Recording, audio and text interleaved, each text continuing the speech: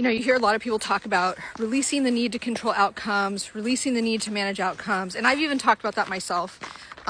Totally like full surrender. I actually didn't fully understand what that meant until like now.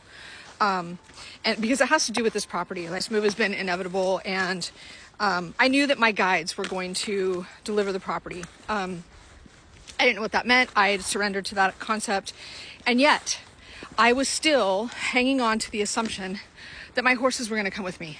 That was an outcome. That was an outcome that I assumed, that I hung on to, and guess what happened?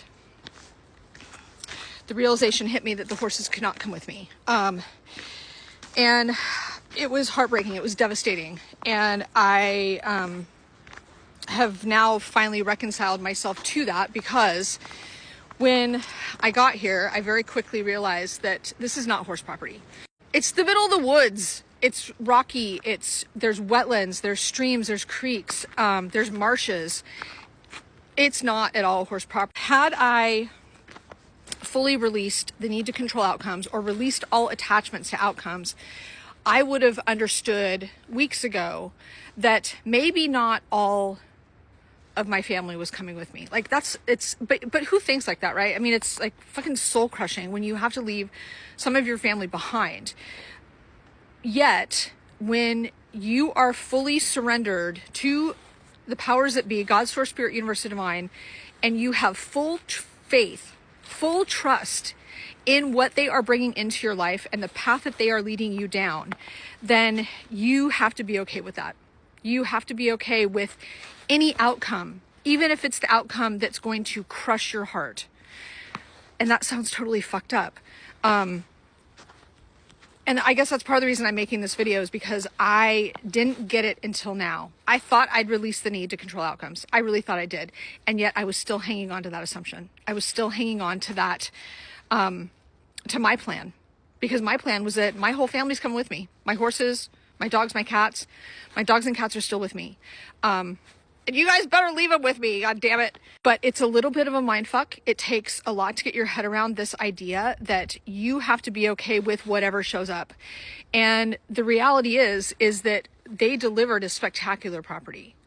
My plan has deviated somewhat from where I thought I was going immediately upon getting here. I kind of thought I'd be going in this direction. I'm going there still, but we're going to take a side shoot because I have a book to write. I have to write book 2, which I always knew. I've always known this. It's always been, planned. But up until this week, it hasn't been something that I've taken action on. But now it's become very clear that the point of me being here, not just Vermont, but this particular property, is because I need to write book 2. I've been given the quintessential writer's cabin to write. And actually I don't write in the cabin, I write in the woods. It's just been another lesson along this journey that when we open ourselves to the divine, to source, we don't know how it's going to manifest. We don't know how the things that they have lined up for us are going to show up. And in some cases, they're drastically different than what we think is going to, what we think they're going to be like, or what we think is going to happen. And we have to be okay with that. Because I know that I have a higher calling, I have a higher purpose, a soul's purpose, like everybody on this planet. And I'm here to follow that. That means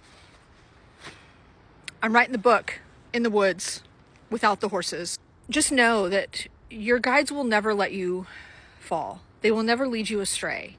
And yeah, we all have free will. We can deviate from the path at any fucking time we want.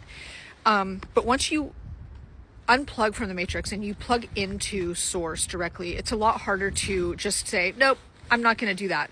So just sharing this perspective on this most recent revelation of my spiritual awakening, that when we truly release the need to control outcomes and release the expectation of outcomes, we have to be okay with everything. And that includes letting go of people, places, things, animals that are near and dear to us, because they are no longer part of the path that we are walking on our mission to fulfill our soul's purpose. So wherever you're going, keep going on your path, keep going on your journey. It's worth it, I promise. And feel the emotions of grief when they come up.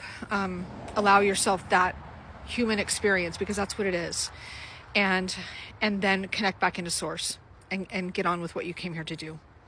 Love you. Bye.